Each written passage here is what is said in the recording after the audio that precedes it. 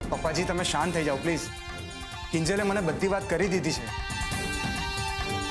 અને સેજલ, તને યાદ છે જ્યારે તે મને ફોન કરેલો રિઝલ્ટનું કહેવા માટે, ત્યારે મેં તને શું કીધેલું કે હું પોલીસ સ્ટેશન જઈ રહ્યો છું?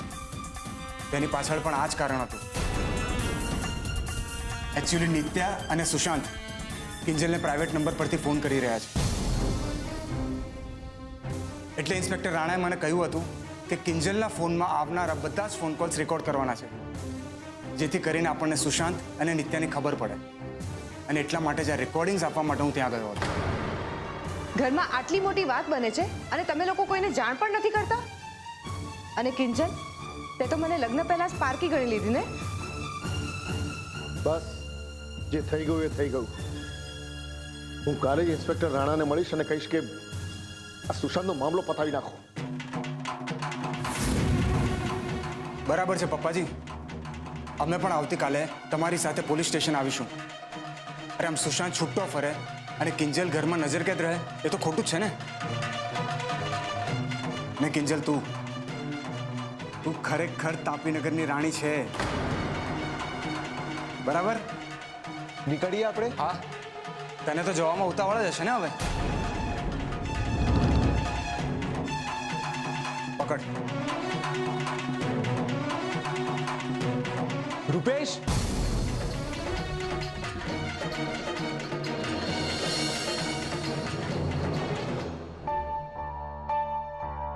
ચાવી જ નથી.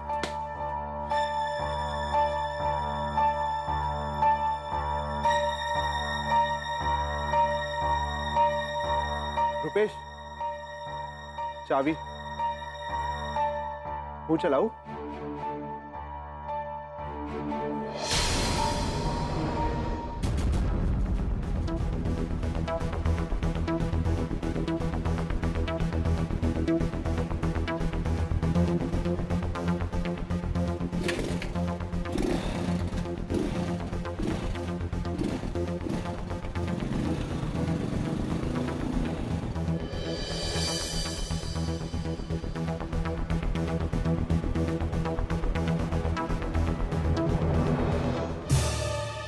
શું થયું?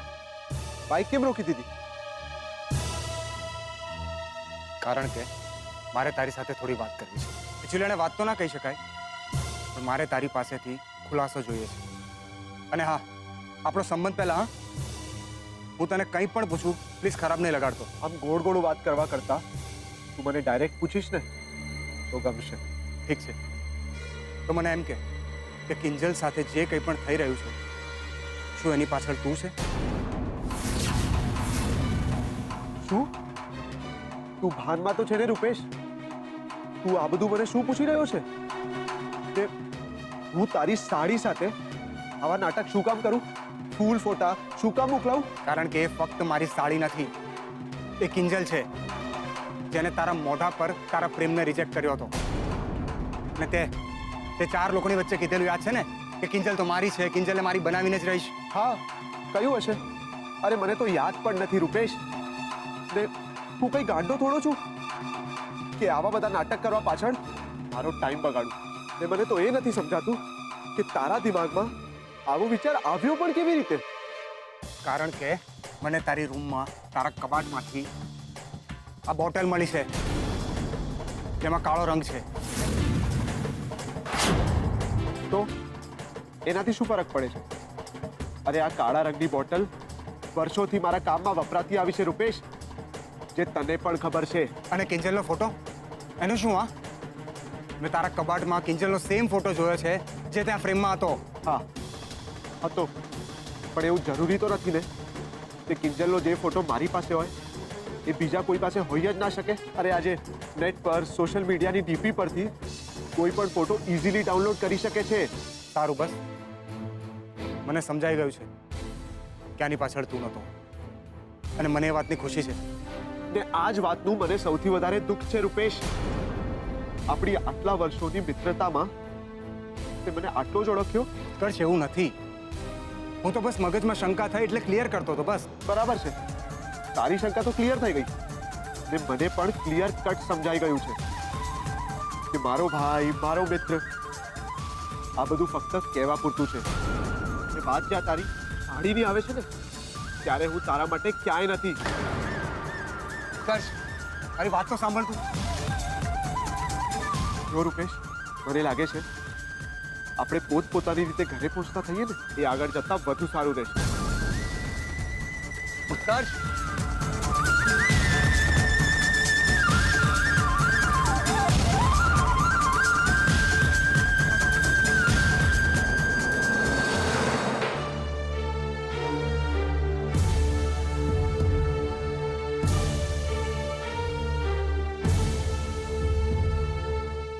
હદ કરી નાખી છે આ સુશાંતે તો.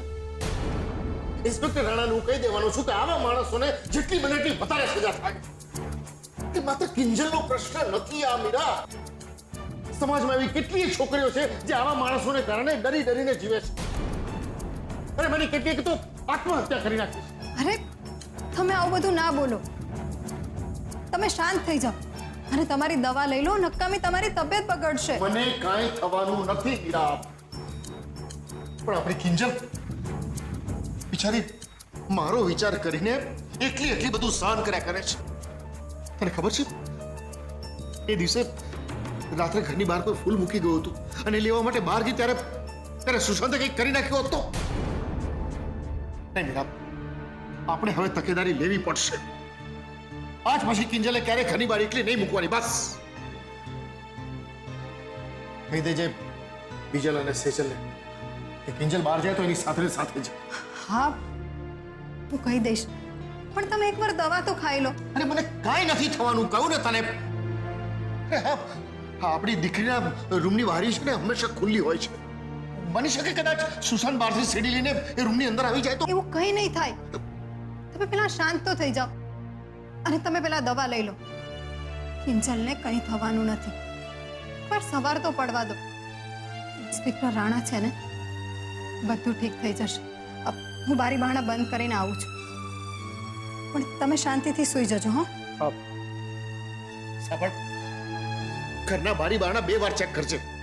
એની કડીઓ એની સ્ટોપર બરાબર લાગી છે કે નહીં એ પણ જોજે. હા હા, ચલો તમે પેલા સૂઈ જાઓ તો. અરે ચલો. હું તને શું કહું છું સાંભળે છે તું? હા, મેં બધું સાંભળ્યું. તમે શાંતિથી સૂઈ જજો. હો, બિલકુલ ચિંતા ના કરતા. હું બંધ કરીને આવું છું.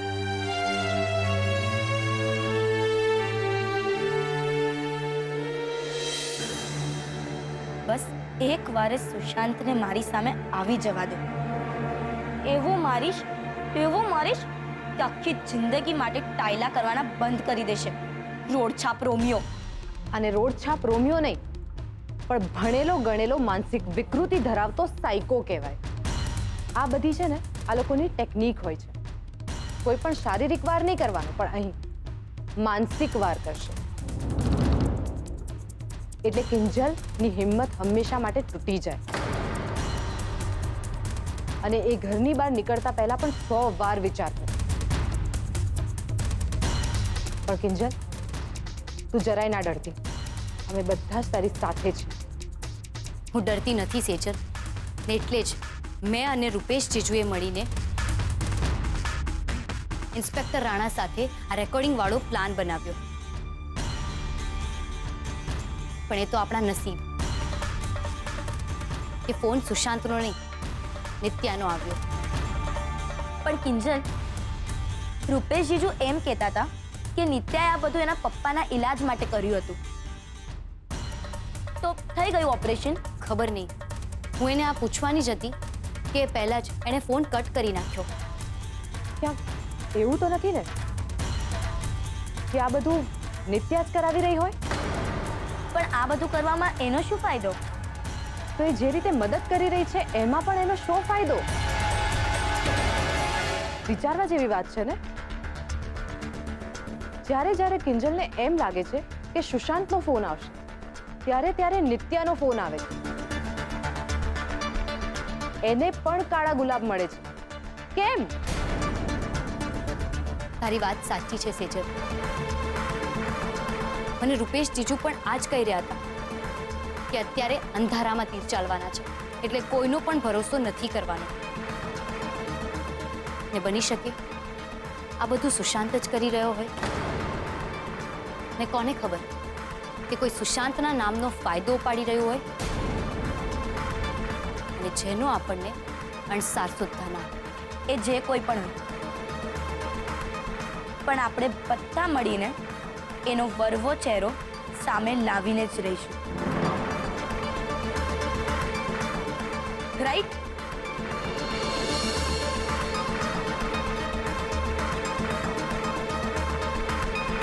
યસ.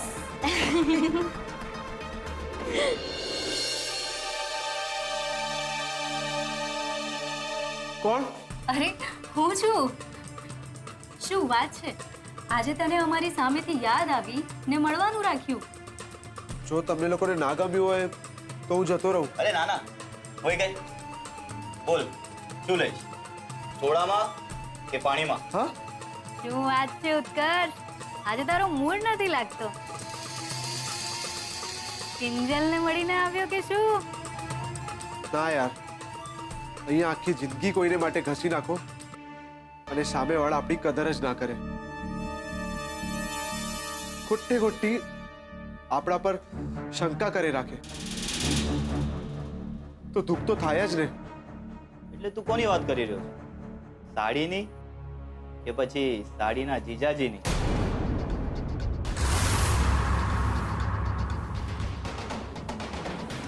જો દોસ્ત, આવું તો થતું જ રહેવાનું. નવી એન્ટ્રી, જૂની એક્ઝિટ. આજ તો નિયમ છે દુનિયાનો. પણ અમારી ગેંગમાં એવું નથી.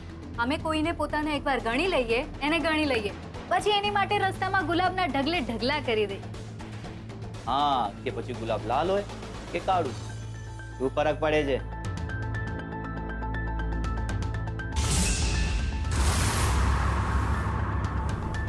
Friends, yes.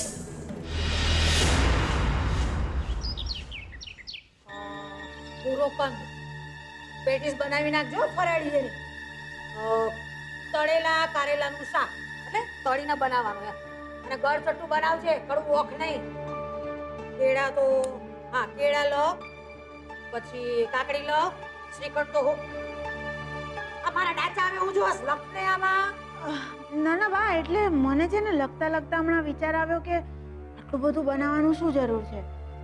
નકામો બગાડ થાય તો અન્ન દેવતાનું અપમાન ના થાય? આ તો મને ખબર જ નહીં હો સરોજ. હે ને? હવે દોડાયામાં હું કહું ઈ લખને. છઠની રાત્રે ચૂલો ઠારીશ તો એની હારે હારે તારા ને મારા પેટની આગ હોત કરી જવાની છે. ભૂકા જીવની નહીં તો. અરે બે વસ્તુ પડી રહેશે તો તારા બાપનું કઈ લૂંટાઈ જવાનું છે.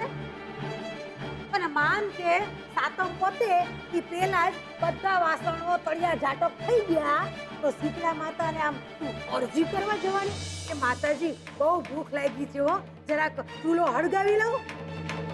હા હે બા, એવું થોડું હોય. તો પછી લોક ને છાની માની ભૂસું ભરેલા દિમાગને હલાવ્યા વગર. ના ના બા, એવું નથી. પણ મેં મારા તરફથી એક નાનું લિસ્ટ બનાવીને રાહુલના પપ્પાને આપી દીધું હતું. તે બજારે સામાન લેવા ગયા છે. લે બોલો, તો ફાટ ટીકા નથી? મોઢામાં મગ ભર્યા છે તારા? બા, મગ તો આ થેલીમાં ભર્યા છે ને એ પણ કિલો એક. બા, આ હમણાં સાતમ છે ને તો આ ફણગાવેલા મગ ને આ બધું બજારમાં તૈયાર મળી જાય છે. બોલો, શું વાત કરો છો રગલા? આ મોટામાં મોટો ફાયદો તૈયાર મળી જાય આજકાલ કા? હા, બધું તૈયાર મળી જાય છે એક અક્કલ સિવાય. નહીતર લઈ આવત તમારા કાનુડા માટે. ને કા મારા કાનુડા હાટું આવું આડું આડું કામ બોલસ? આડું ન બોલો તો શું કરું બા? હે, આ સામાન લઈને આવતો હતો ને ત્યારે મને એમ થયું હાલો દુકાને મોટા ભાઈને કેમ છો કેમ નહીં કરી આવું. તો મોટા ભાઈએ તો મને રોકડું આમ મોઢા પર ચોપડી દીધું કે રાઘવ, જેમ તમે લોકોએ અમને નાચ બાર કરાવ્યા હતા ને એમ આજથી તું મારી દુકાનની બહાર છો રાઘવ. અરે વાહ, કેમ તો ને હેનો દુકાનની બહાર કાઢે ઈ? તો ઈ શું કરે બા? હે? આ તમારો પરમ પ્રતાપી લાડકુઓ રક્ષાબંધનના ગયો તો ને મોટા ભાઈને ત્યાં જેને બધું ઓકે આવ્યો છે. ત્યાં કિંજલ અને સુશાંતના લગ્નમાં આપણે મોરે મોર હતા.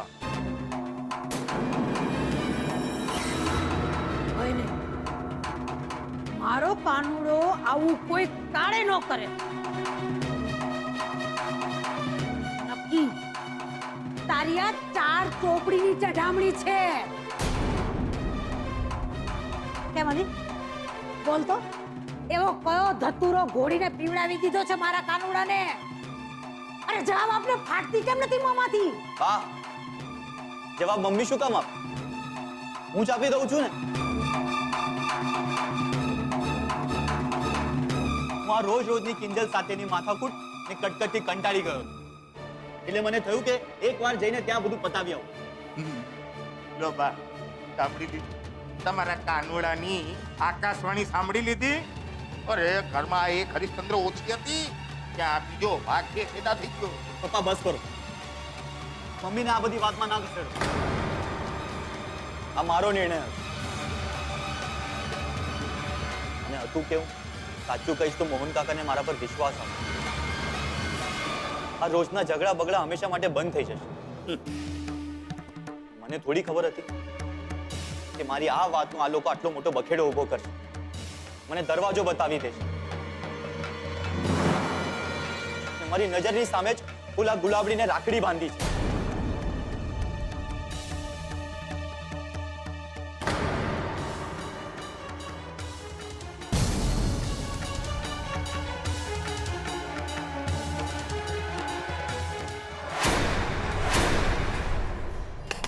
મમ્મી કેટલી વાર? બહુ ભૂખ લાગી છે. આવી બાપા આવી. આ ઉપમા બનતા વાર તો લાગે ને. ઉપમા, થેપલા કે ઢોકળા એવું કઈ નથી. ના, આજે રાંધણ છઠ છે. થેપલા અને ઢોકળા આવતીકાલ માટે બનાવવાના છે. ચલો ચલો, હવે તમે લોકો જલ્દી આ ઉપમા પતાવો એટલે હું રસોડે લાગુ. આમ પણ મારે રાતે પૂજા કરી અને પછી ચૂલો ઠારવાનું ને સાતમનું. મેડમ ભારે બિઝી હા. એમ મને બધું સમજાય છે. ચૂપ. લે કિંજલ, આ લિસ્ટ બજારે જઈ અને બટેટા, કાકડી, કેળા આ બધું લઈ આવજે. જરાય નહીં.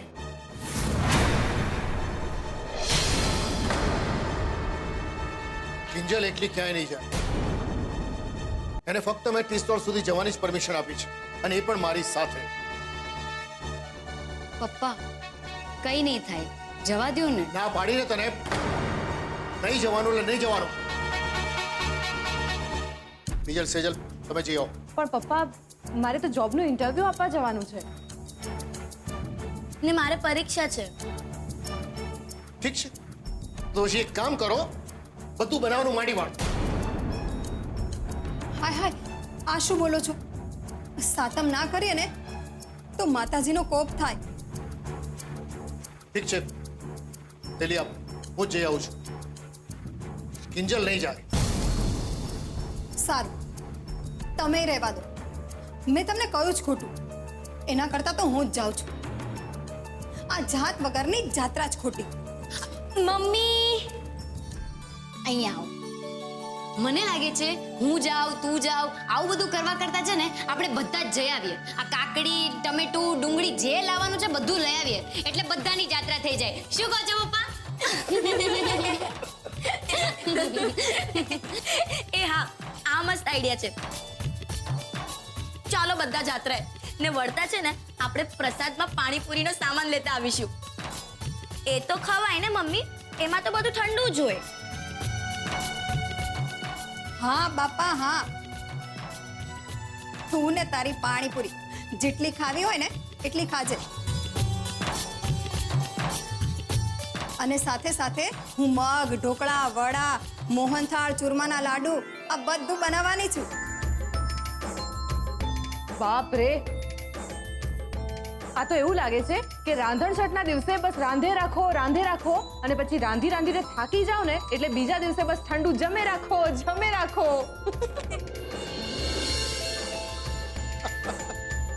એવું નથી છોકરીઓ. અરે ભાઈ, શ્રાવણ મહિનો એટલે ઉજવણીનો મહિનો. દરેકને સાતમ આઠમ ઉજવવાનું મન થતું હોય છે, પણ એમાં જો સ્ત્રીઓને રસોડે રજા ન મળે અને જો ઠંડુ પીરસી દે તો બૂમાબૂમ થઈ જાય. મને લાગે છે એટલે જ આ રિવાજ પડ્યો હશે. તો ઓફિશિયલી સાતમના ઠંડુ ખાવ અને ઓફિશિયલી આઠમ ઉજવો. બરાબર ને? હવે સમજાય આખી વાત? હાસ તો પાણીપુરીથી શરૂ કરી કાનુડાના માખણ સુધી ખાતે જાઓ